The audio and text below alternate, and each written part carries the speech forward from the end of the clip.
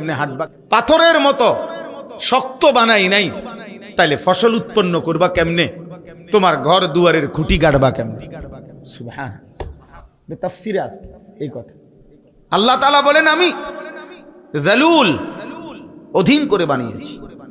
যেমনে বানাইলে তোমার বিষয় এক, এই জমিনে তোমাকে হাঁটতে হয়, দৌড়তে হয়, আমি ওই উপযোগী করে বানাইছি। দুই, এই জমিন থেকে প্রতিনিয়ত তোমার খাদ্য, ফসল, ফুল, ফল উৎপন্ন হয়, ওই উপযোগী করে বানাইছি। তিন, এই জমিন থেকে তোমার হাজারো ঘর দুয়ার ভবন এর খুঁটি গাড়তে হয়, তোমাকে পিলার করতে হয়, আমি ওই উপযোগী করে বানাইছি।